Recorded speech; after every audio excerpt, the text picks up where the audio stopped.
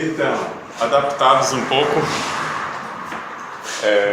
eu espero que todos estejam vendo, mais ou menos. Isso. Eu sou Virgil Arnon Johnson III, mas todo mundo me chama de Arne, que é muito mais fácil, especialmente aqui no Rio Grande do Sul, que é preciso lembrar de carne e tiracé.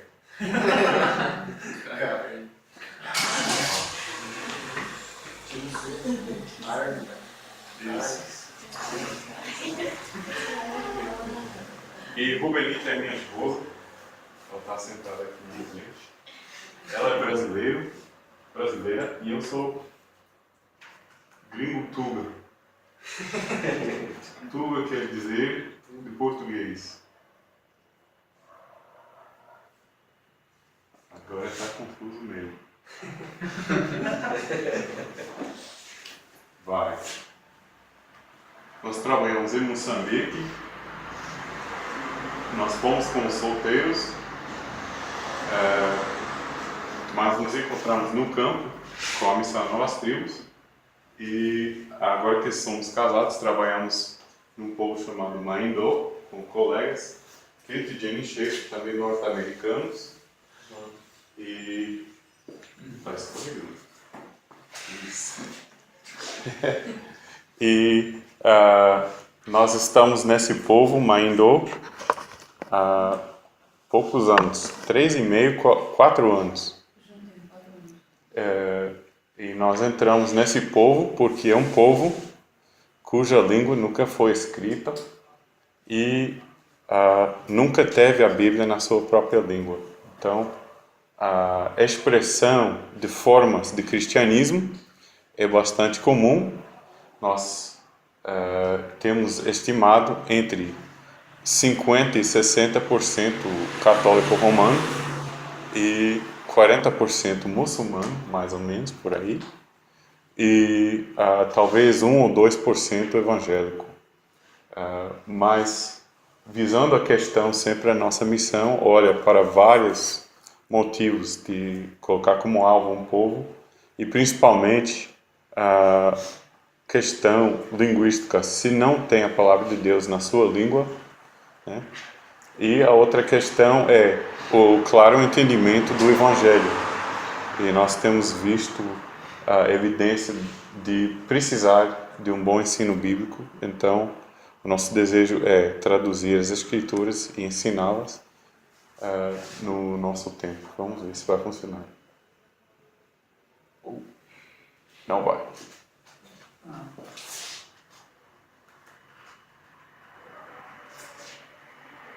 Isso. Antes de nos casarmos, Rubenita trabalhava na cidade de Nampula. Eu acho que alguns conhecem Jordana. Então, ela está trabalhando talvez com alguns desses mesmos jovens, agora já são jovens adultas, e trabalhando com crianças também na mesma igreja. E ela trabalhava também fazendo EBFs. Não sei se você quer falar um pouco sobre isso. Então, esse é um dos desafios de... Talvez vocês vão ouvir muito mais de Jordana, porque o objetivo, quando eu estava aqui em Nampula com esse trabalho, porque quando nós chegamos como parte da nossa missão, né? A nossa missão, o desejo é trabalhar com igrejas locais nas cidades, mas o que eu fui para fazer em Moçambique era trabalhar numa aldeia, ou como aqui no Brasil usamos a palavra aldeia, né? Lá em Moçambique chamamos de distrito ou zona rural, para nós seria zona rural. Então, até que chegasse colegas para formar uma equipe, eu precisava esperar que esses colegas, enquanto eu esperava esses colegas, eu ajudava na igreja batista, muito mais nessa igreja batista, tem outras também, que são co-irmãs, né, dessa igreja. E esse trabalho eu estava ajudando, não só ajudando a liderança da própria igreja batista, como outros colegas da mesma missão, que estavam ajudando também, especialmente com EBFs, que no caso dessa foto de baixo, A foto de cima é na nossa escola dominical e também nos trabalhos com adultos, muito mais mulheres, né? Então nós temos grandes desafios na igreja, nas igrejas locais, que é o desafio de você ajudar a liderança local nos ensinos bíblicos, porque é muito fácil reunir um grande número de pessoas, mas não é tão simples fazer com que aquele grupo permaneça unido no estudo da palavra, por vários motivos, né? Uns moram muito longe, outros não podem se reunir constantemente, viagens, colheitas, doenças, e esse é um dos desafios da igreja local. E enquanto eu esperava os nossos colegas para formar uma equipe, ajudava esse trabalho, e hoje na Igreja Batista, graças a Deus, como Arne disse, alguns desses jovens, ou dessas que na altura eram crianças ou jovens, já são nossos colegas no sentido de colegas professores de crianças ou ajudantes dos adolescentes também. Então, agradecer a Deus, porque muitos desses que eram crianças nos nossos primeiros anos da igreja já são, nós podemos chamar de colegas, né? Ajudando na escola dominical, com crianças e sempre desafiados também para missões. Eu iria dizer também que é um desafio em qualquer contexto trabalhar com crianças. Eu acho que quem trabalhou aqui já vai saber, por vários motivos. Cada casa é uma casa, tem a criação dos filhos diferente. Então, quando reúne um grupo, realmente é um desafio. Na África, também encontra essa questão de ser transcultural. Algumas das crianças, por exemplo, na IBF, não vão entender português. Ou vão entender muito pouco, tipo, senta aqui, toma água e coisas assim. Agora, falando de questões espirituais, vão entender muito pouco. Menos, E a criação que eles vão ter vai ser uma criação, geralmente, de uma religião africana, de culto aos antepassados. Então, já desde ser bebezinho de 5 dias, vão passar por ritos e cerimônias para serem empossados por espíritos dos antepassados. Então, a criança cresce com isso, e você tem 5 dias para mudar, é um desafio, né? Então, o trabalho real que continua ano após ano com aquelas crianças, que nós temos a outra colega que trabalhou nessa mesma igreja já há quase 12 anos, né? Temos visto o fruto do trabalho contínuo. Se fosse uma coisa de curto prazo, esses jovens não estariam como os nossos parceiros hoje. Então, eu queria pedir oração nesse sentido, pelo trabalho que tem, e desafiar a pensar em missões a longo prazo também. Não sei se alguém tem pergunta. Esse é um assunto que há diferença entre missões transculturais num contexto urbano e num contexto rural, né? Essa igreja existe há bastante tempo? Existe há bastante tempo. Eu não sei quantos anos. Eu confesso que eu não sei, e até fez aniversário agora em junho. Eu sei que tem mais de 10 anos, porque Clemilda, nossa colega que está lá, chegou em 2006. E já existia essa igreja. E os Então. fundadores foram das Novas Tribos? Não, da Novas Tribos, da Missão Batista. Foi a Missão Batista. Que é Eu chamada posso União falar assim, Batista de Nampula. tem algumas igrejas históricas em Moçambique que tiveram entrada há 100 anos atrás, mais ou menos 120. Porque no fim da monarquia portuguesa para a República Portuguesa, essa transição que deu para a ditadura de Salazar abriu a janela nas províncias além-mar, no tempo era assim, para algumas igrejas entrarem em missões nesses países.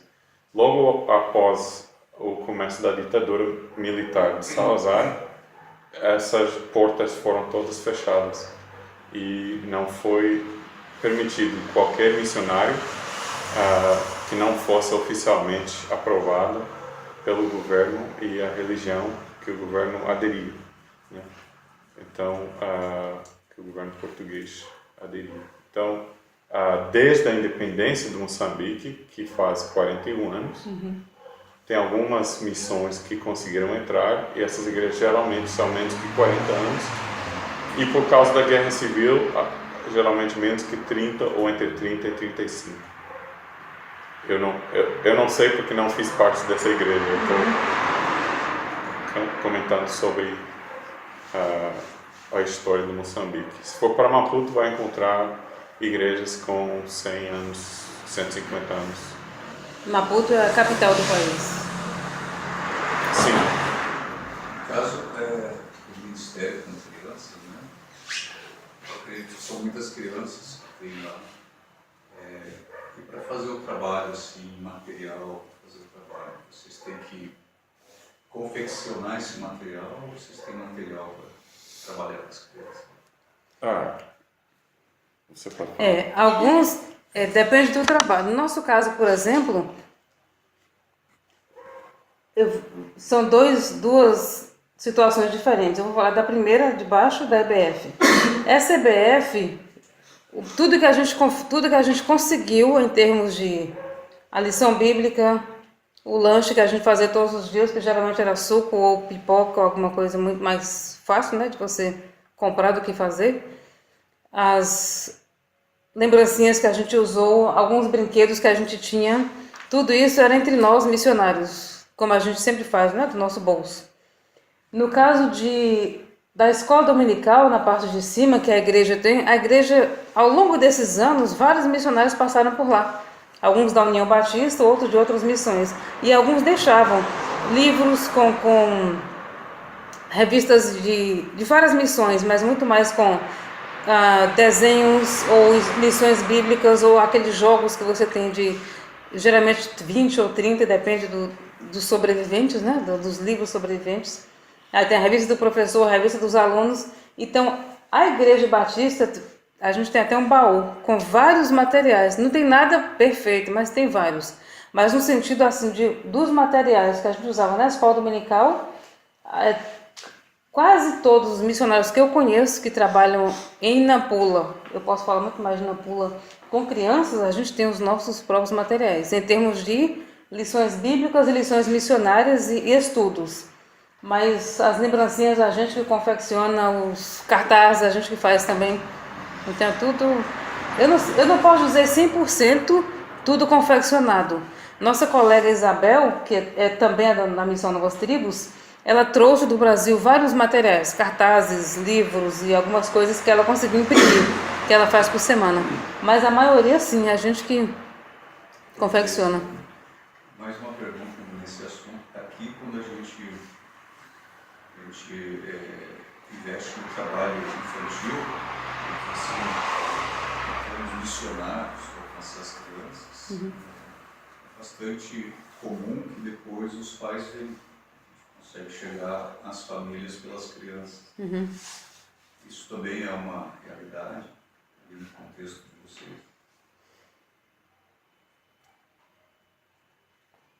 Esse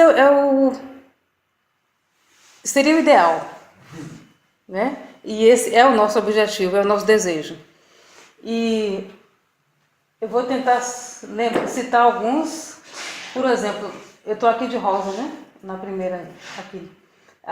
Essa menina ao meu lado, com uma tiara rosa na cabeça, até o ano passado, quando a gente estava lá na igreja, ela, a mãe e o irmão é mais velho que ela, uns 2 anos mais velho que ela. Quando começaram a ir para a igreja, a mãe começou a ir para a igreja e levou os 2 filhos. Esse filho ficou um tempinho na igreja, alguns meses, depois ele não foi mais na igreja. Ela continuou indo na igreja com a mãe. Depois de algum tempo, a mãe saiu, foi para uma outra igreja, um outro grupo, e ela continuou indo na igreja. Até o ano passado ela estava lá. Ela já está bem mais velha hoje, essa foto aí tem mais ou menos 5 anos. Então ela está mais firme assim na igreja hoje. Desse grupo aqui, só 2 meninos e uma menina que não estão na igreja agora, que não tem algum membro da família junto com eles.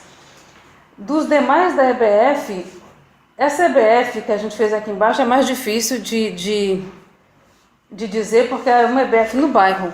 E quanto ao trabalho da igreja, quase todas, eu não tenho medo de errar e dizer que quase todas as crianças que estão indo na Igreja Batista hoje, elas já levaram algum membro da família para visitar a igreja.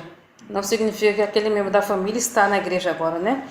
E quase todos aqueles membros que visitam a igreja vai e faz uma visita. Por quê?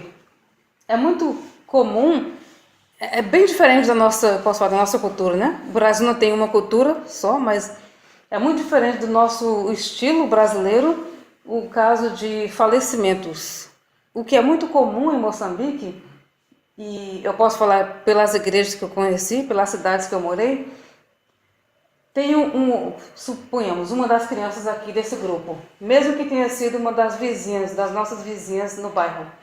Você conhece aquela criança, ela esteve na EBF um dia ou dois, ou de alguma maneira você teve contato com ela e a mãe dela está doente.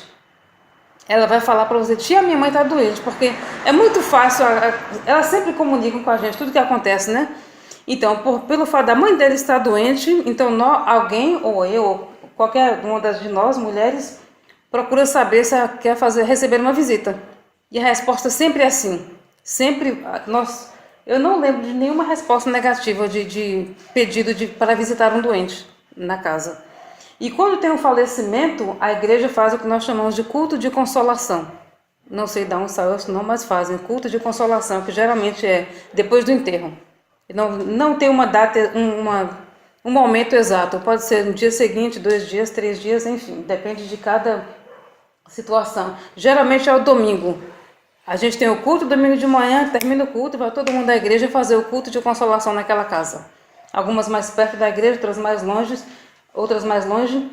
Quase todos os que eu fiz, as visitas que eu fiz de pessoas que não eram, se posso falar, pessoas que costumavam frequentar a igreja, eram parentes de alguma das crianças ou dos adolescentes, que a gente sabia que o pai estava doente, ou o tio estava doente, ou o avô estava doente, ou a mãe estava doente e faleceu. E a gente foi lá fazer essa visita e esse culto, né, de consolação. Então, esse é o ideal, sim, que os familiares venham. E já temos alguns casos de famílias que vieram para a igreja por causa da participação da criança na EBF. Alguns aceitaram a Cristo, outros estão só frequentando, outros não estão mais. E sempre tem esse ciclo, né? De vem para a igreja, depois volta, depois não fica. Mas é muito comum acontece. Assim, um pai de família vai dizer, eu não tenho religião. Mas eu quero um filho que seja muçulmano, um filho que seja católico, um filho que seja evangélico. Um filho em cada seita.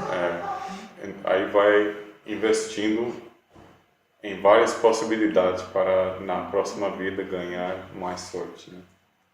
Eu falei um filho em cada seita porque para eles tudo é seita. Você é de qual seita? Meu vizinho é da seita do sétimo dia, aquele é da seita evangélica, é seita. Então nós somos o mesmo. A seita batista, a seita. É tudo seita, é um pacote só, né?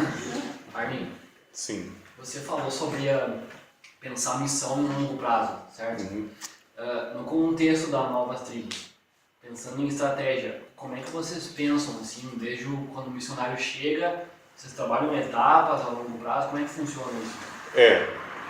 Esse era bom que tivesse outro PowerPoint, não tem. A questão é, em termos de prazo, sendo estratégico, como é que a Missão Novas Tribos pensa? A Missão Novas Tribos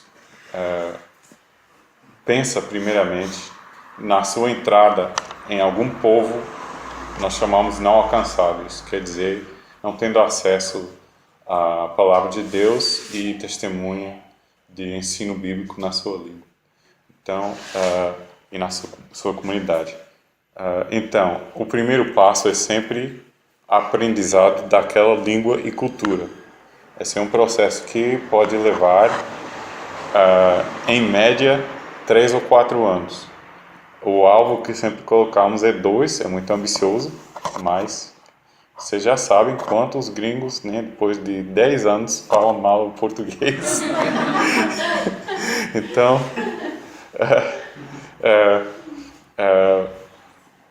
mas a gente coloca esse alvo para poder depois documentar a língua. Isso quer dizer, em relação ao alfabeto, gramática, e dicionário, e temos metas de como é que vamos documentar isso. E em relação a um esboço cultural, para saber da cosmovisão, a visão do mundo daquele povo. Quais são os rituais que faz todo mês, quais são os rituais que faz toda semana, quais são os rituais que faz ao longo do ano, né? Se tem coisas acontecendo a cada 2 anos, a cada 18 meses, aí a gente vai descobrindo, né? E quais são as razões por detrás desses rituais, né? Então, aí vamos,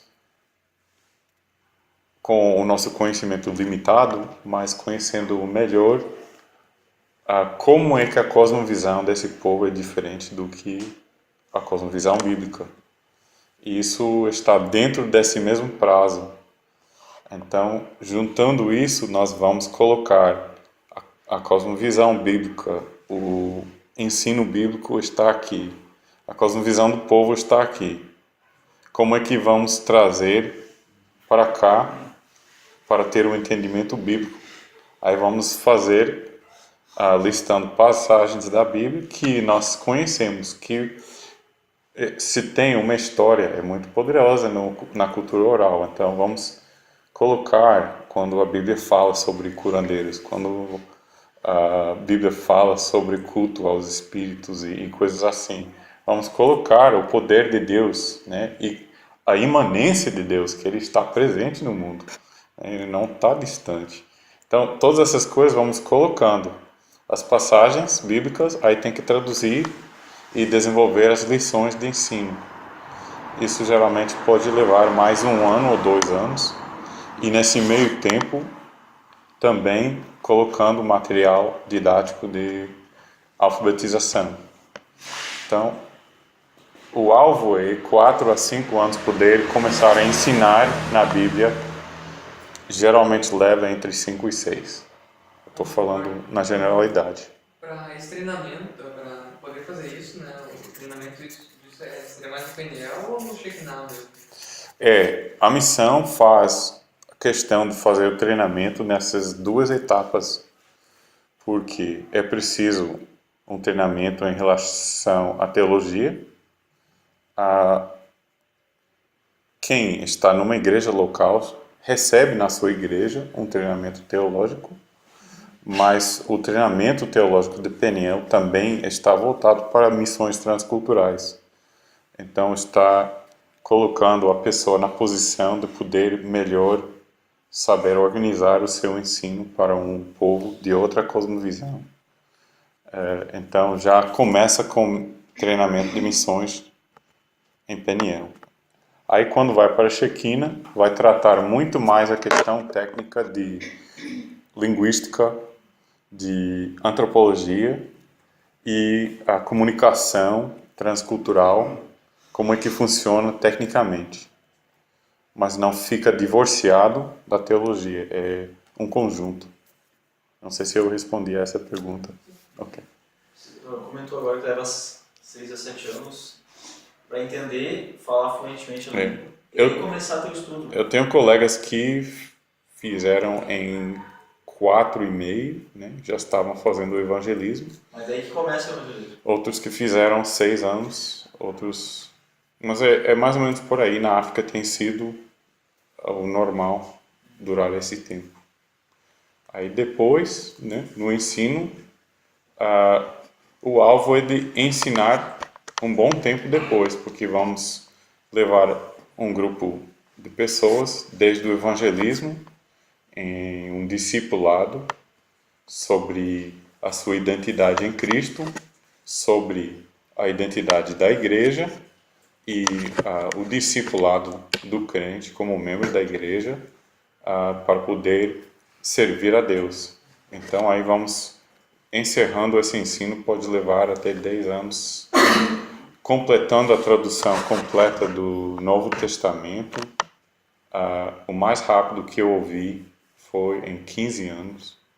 Geralmente leva 20 e 25 anos. Porque... Isso é bem claro, né? Porque às vezes a gente tem essa ideia de que missão é assim, mas... mas também tem a ver com a questão. não é assim, a pessoa vai lendo e fazendo uma tradução assim, né? A gente faz passos de exegese, aí com exegese vai para o consultor, ele vai ajudar na exegese, né? Aí vai para o grupo de pessoas que vai ajudar na tradução, né? No começo, geralmente são os missionários. No fim, o alvo é de sempre ter a igreja envolvida no processo, né? Eles vão começando com os primeiros rascunhos do texto na língua deles.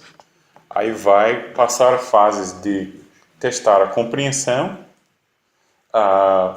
o conteúdo doutrinário e linguístico do texto na língua receptora, pode dizer se, né, condiz com o texto original ou não, né? Aí volta para a questão de naturalidade, às vezes, né, porque a frase alguém pode entender, mas é muito estranha. Então, para ajudar a ficar mais natural naquela língua, em português, geralmente o sujeito vem antes do predicado, né? Então, tem que fazer esses ajustes e vai passando essas fases de avaliação para poder ser aprovado. Então, é lançada a primeira edição e essa primeira edição depois também precisa de fazer revisões para melhorar o texto. Esse processo de tradução ele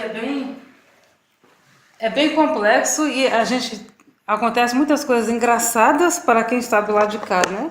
Mas para nós que estamos do lado de lá, a gente fica assim, é uma linha muito assim tênue de você considerar bem aquilo que você está traduzindo ou aquilo que você está liderando uma equipe, né, de tradução, porque algumas coisas ficam extremamente diferentes. Eu lembro do primeiro seminário sobre tradução que eu participei, logo quando eu cheguei em Moçambique.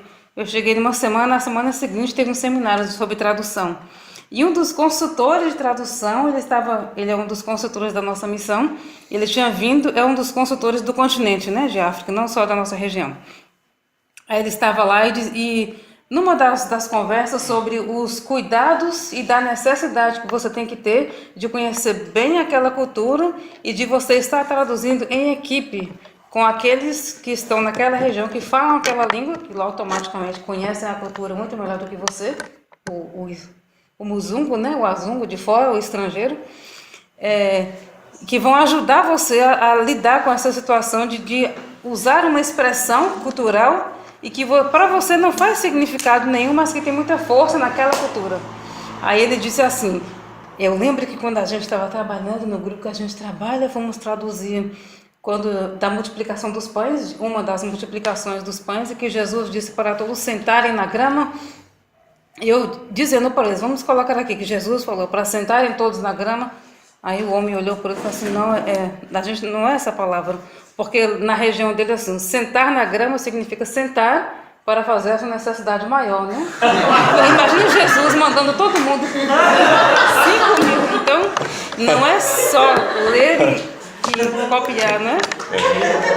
Quem significa necessidade maior? Essa é outra história, né? Depois eu conto. Uma outra pergunta. Sim. Como é que é a aproximação assim, para chegar no povo? Geralmente a missão faz em etapas de sondagens, né?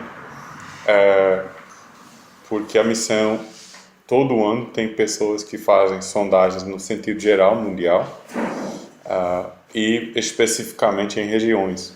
Então, na nossa região, já faz talvez 10 ou 15 anos, não, quase 20 anos, que tem sondagens acontecendo entre esses povos que colocam a questão de presença da palavra de Deus naquela língua,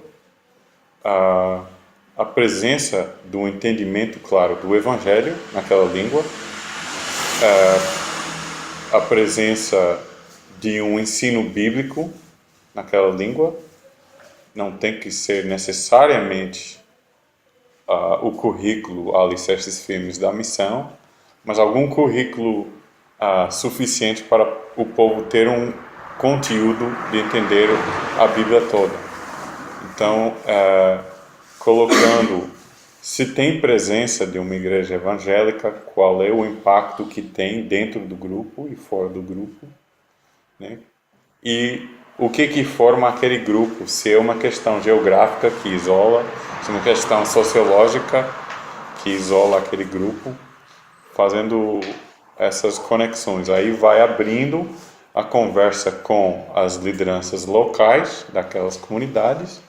Não é como os povos aqui no Brasil, que fala muito em cacique, que eu tenho ouvido, mas tem liderança ao nível local.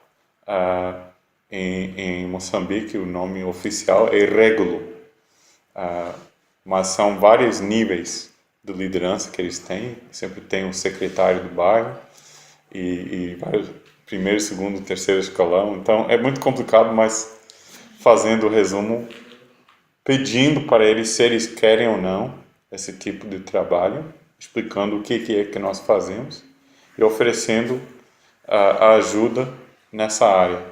Se existe uma igreja local com entendimento claro do Evangelho dentro do povo, então a gente vai tentar sempre criar uma parceria, mas sempre tentar alcançar um pouco mais longe do que o alcance daquela igreja.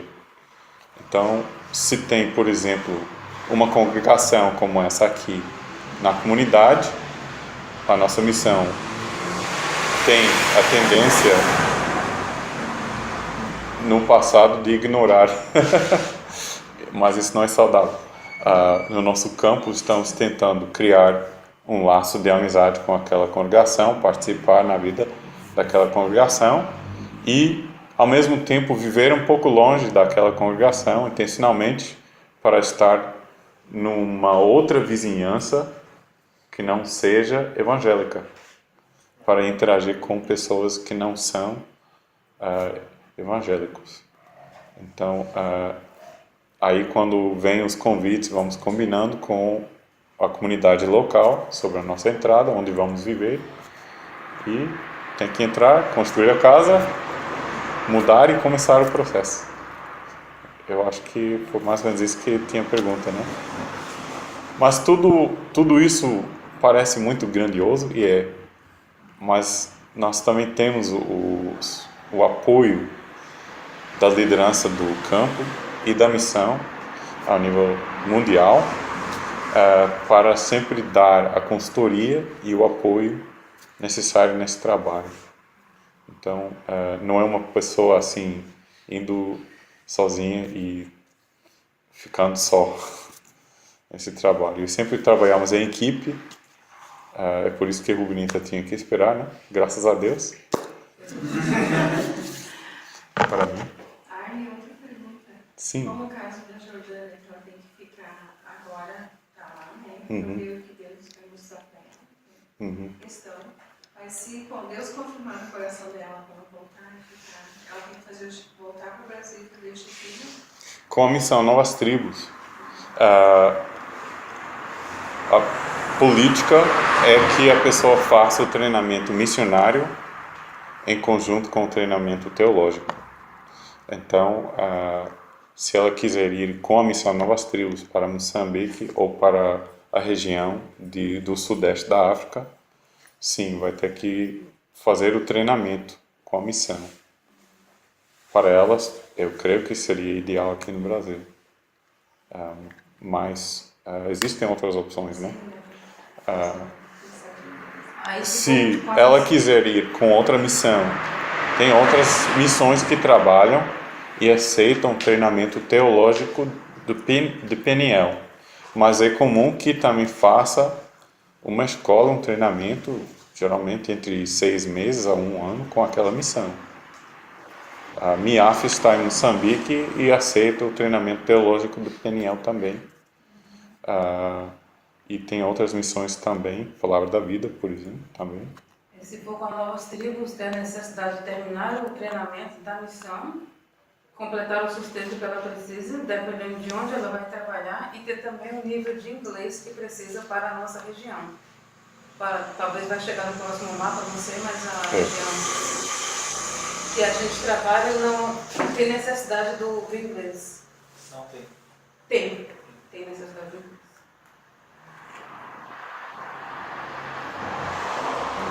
Isso por causa dos funcionários? Por causa da região que nós trabalhamos em Moçambique, Tanzânia, Zimbábue e África do Sul, estamos olhando para outros países, Tanzânia também. Então, pelo fato de ser uma região que foi colonizada por vários outros países, inclusive Portugal, a linguagem comum acaba ficando em inglês. Né? É isso, ela já respondeu, então não vou... No caso de vocês, qual é o nível que tem que ter?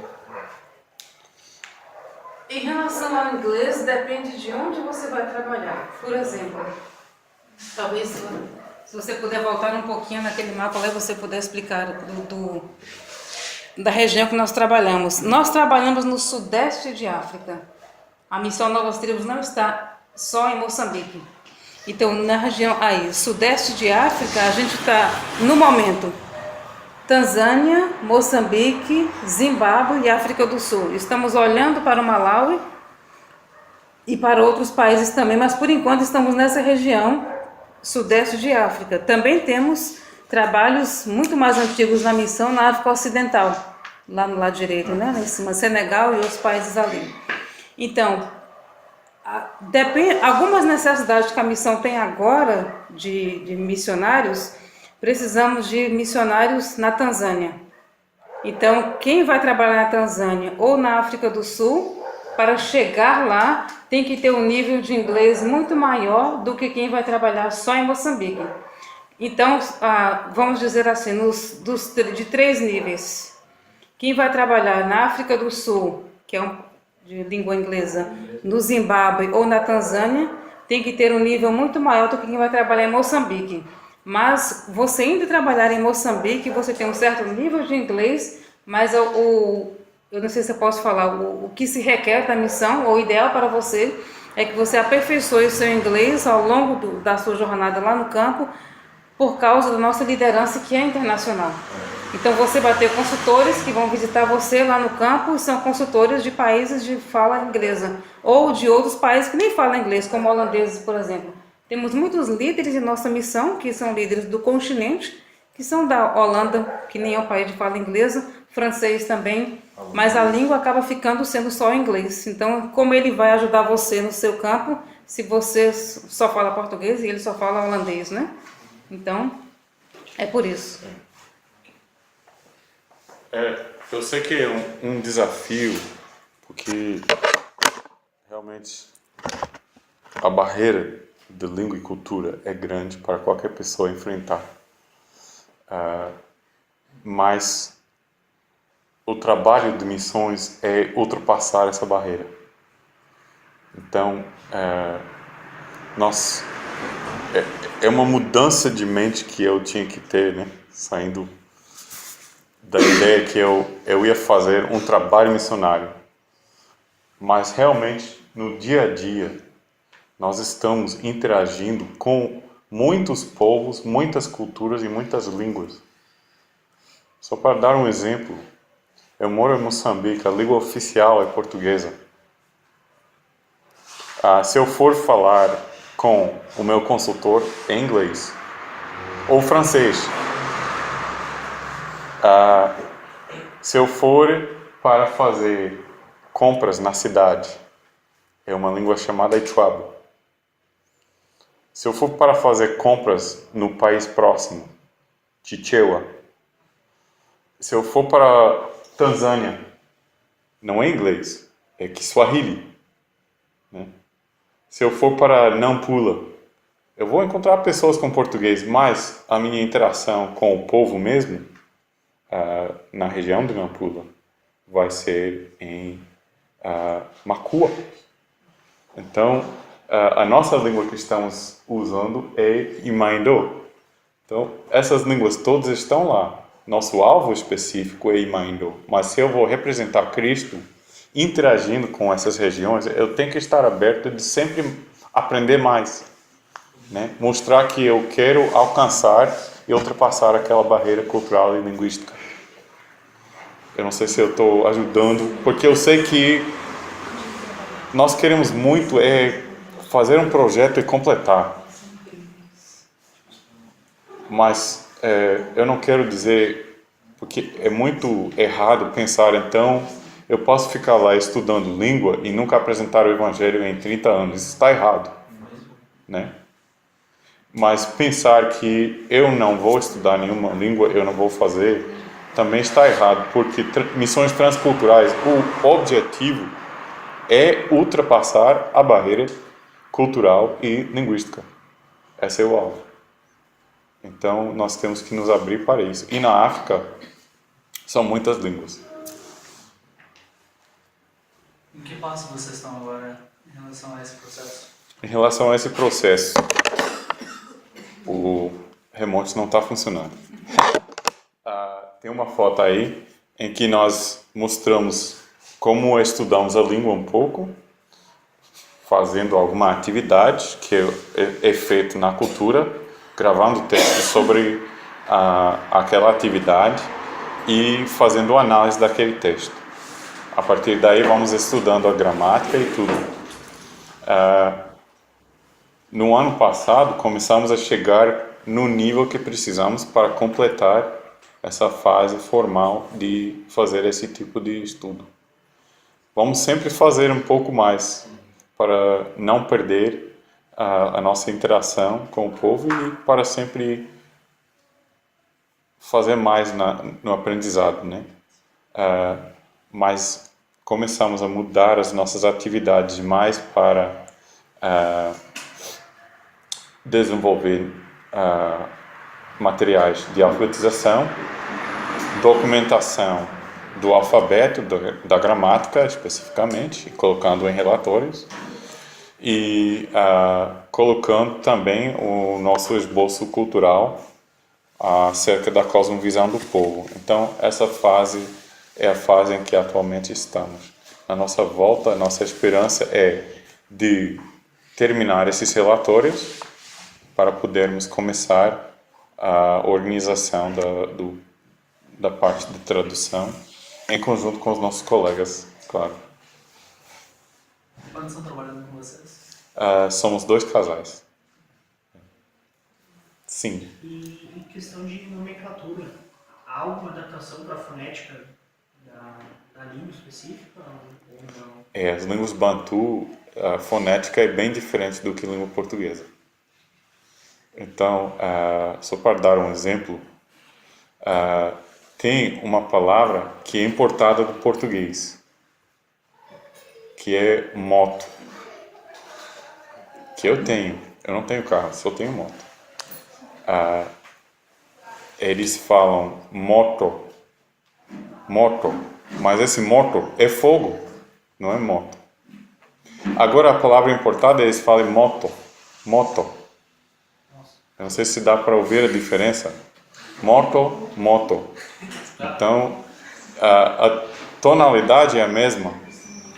Tudo é a mesma coisa, menos a letra T, que uma das letras é colocada na frente da boca e outra é na parte de trás. E a gente tem que aprender essas coisas, né? E parece a mesma palavra, mas tem significado diferente. E nesse caso, para nomes pessoais, por exemplo, tem que fazer uma adaptação para isso? Para o nosso alfabeto, e isso é padrão em todas as línguas bantu, nós colocamos uma representação diferente para cada som. Então, como nós chamamos retroflexo, moto, esse nós colocamos com 2 T's, né?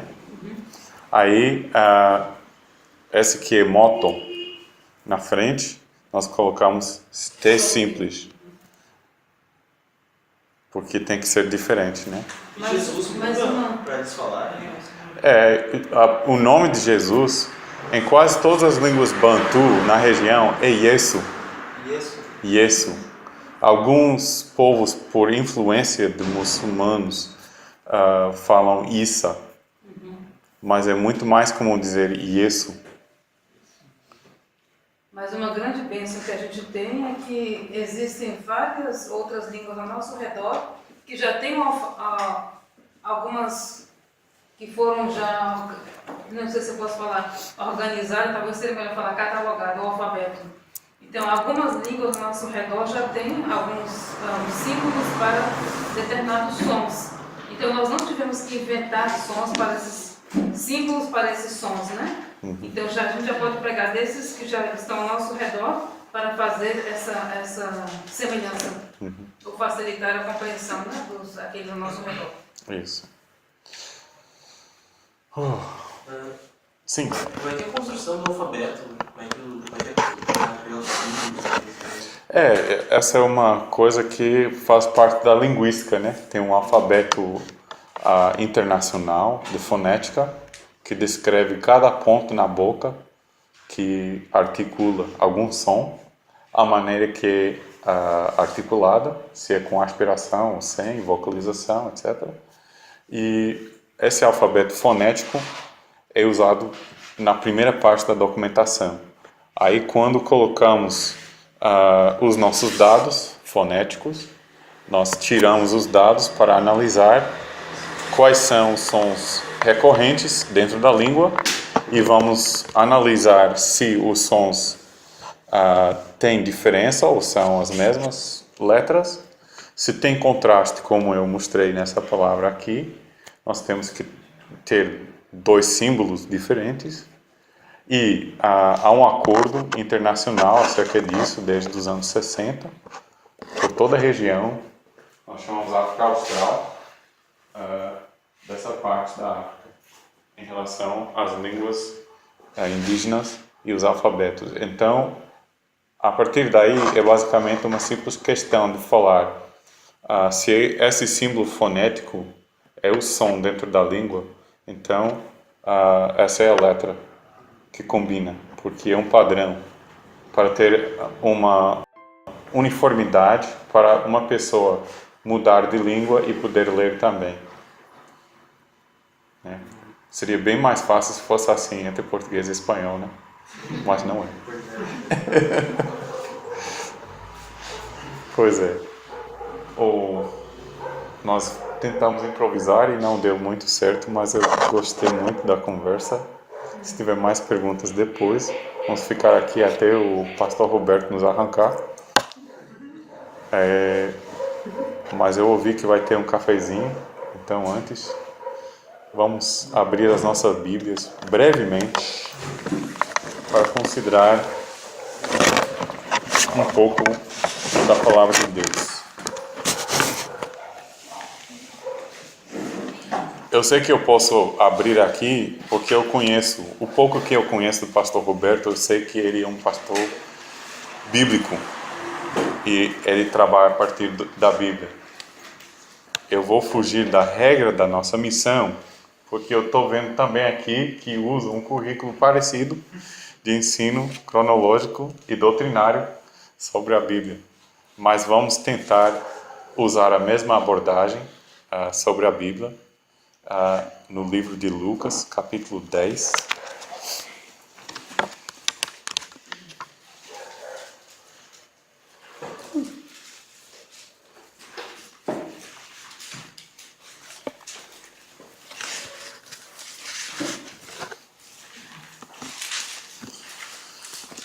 Lucas é um evangelho que foi escrito depois por um investigador cultural e histórico, né? Lucas, conhecendo as pessoas e fazendo as entrevistas, juntou as informações e escreveu esse livro. E ele tem um episódio aqui que não é um episódio presente em qualquer outro dos evangelhos, que é o chamado do envio dos 70, ou a missão dos 70. Eu gostava de ler pouquíssimos versículos aqui, vão ser parecidos com aqueles que ouvimos de Mateus na conferência missionária. Lucas 10, começando em versículo 1. Depois disto, o Senhor designou outros 70 e os enviou de 2 em 2 para que o precedessem em cada cidade e lugar aonde ele estava para ir. E lhes fez a seguinte advertência: a seara é grande, mas os trabalhadores são poucos. Rogai, pois, ao Senhor da seara que mande trabalhadores para a sua seara. Eu queria parar aqui e refletir no primeiro ponto sobre o contexto histórico em que acontece. Aquele envio de Mateus que nós lemos, Lucas também fala. Aqui em capítulo 9, se for atrás, diz que Jesus convocou os 12, aí tem o envio deles, geralmente na região da Samaria ou no norte de Israel. Aqui em capítulo 10, geralmente é visto que Jesus está enviando esses 70, geralmente para a Judeia. Pode ser Judeia na região sul ou além do Rio Jordão. Nós não sabemos exatamente, porque não menciona cidades aqui. Mas nós sabemos que Jesus está numa caminhada do norte para o sul. E nessa caminhada ele está ainda divulgando a sua vinda para poder pregar nessas aldeias indo para Jerusalém. E nisso ele fala para esse grupo de 70, dizendo que a seara é grande, os trabalhadores são poucos. Muito tem sido falado sobre esse desafio fora do seu contexto. Eu gostava de mostrar aqui em versículo 1 que fala para que o precedessem em cada cidade e lugar onde ele estava para ir. O nosso desafio missionário que ouvimos em Atos 1:8 é um pouco diferente. Nós cremos que Jesus não está presente na terra neste momento. E ele não está indo em cada cidade e nós indo à frente dele para avisar. É um pouco diferente.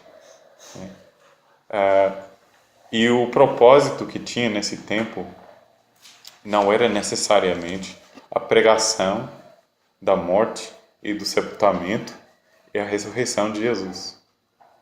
Era, com certeza, uma pregação dele como Messias e talvez que fizesse parte da mensagem que ele iria morrer, mas nós não sabemos bem sobre essa mensagem porque não nos conta essa passagem.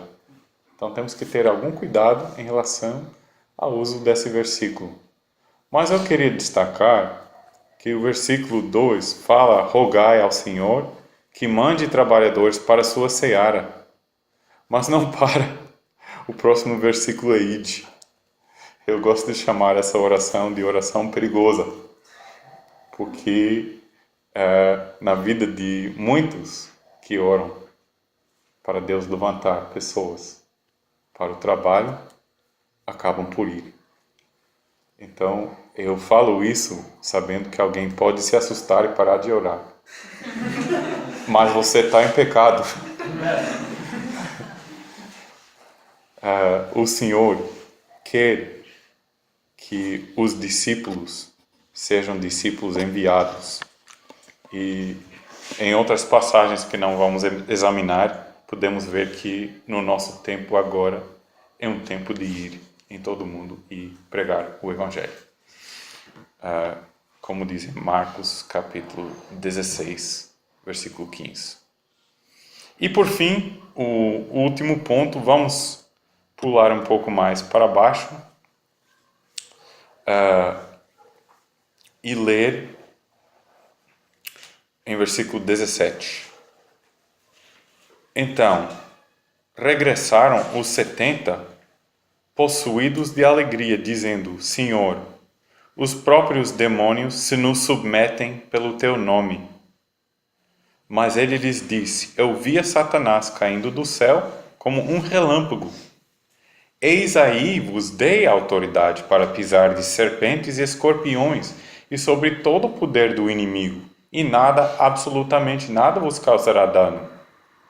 Não obstante, alegrai-vos não porque os espíritos se vos submetem, e sim porque o vosso nome está rolado nos céus.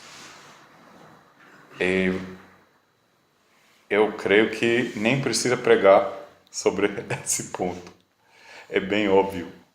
No tempo em que Jesus estava, ele manifestava o seu ministério e a sua autoridade profética através de milagres. Associado com isso, Jesus falava palavras dizendo, no contexto cultural em que estava, que ele é Deus. Tanto que os judeus várias vezes tentaram matá-lo por ter afirmado ser igual a Deus. Uma vez num penhasco e outra vez com pedras. Então nós temos que entender esse aspecto do ministério de Jesus. E nós podemos ver que nesse envio dos 70, Jesus mandou para que tivessem esses sinais, para que o povo pudesse reconhecer que ele, o próprio Messias, estava no meio do povo. E eu imagino que se fosse eu naquele tempo, voltando dessa missão, tendo essas experiências maravilhosas, eu estaria fazendo a mesma afirmação. Olha o que aconteceu! Mas Jesus vem e diz, eu estava lá quando Satanás caiu. O significado é, eu sou Deus, não vocês. E por último, ele fala, alegrai-vos, não porque os espíritos se vos submetem, e sim porque o vosso nome está arrolado nos céus. É muito comum em missões, especialmente com jovens, ser motivados por experiência, ser motivados por o que vamos conseguir fazer. Esse motivo vai decepcionar, esse motivo vai criar muitas obras más. O verdadeiro motivo do discípulo de Deus, do discípulo de Jesus, daquele que tem o Espírito Santo e ministra nesse mundo, é a alegria na sua salvação. É a alegria em ter o seu nome arrolado nos céus. Eu queria deixar esse desafio com a igreja, dizer, uma igreja só é uma igreja missionária porque tem alegria na sua salvação. Vamos orar.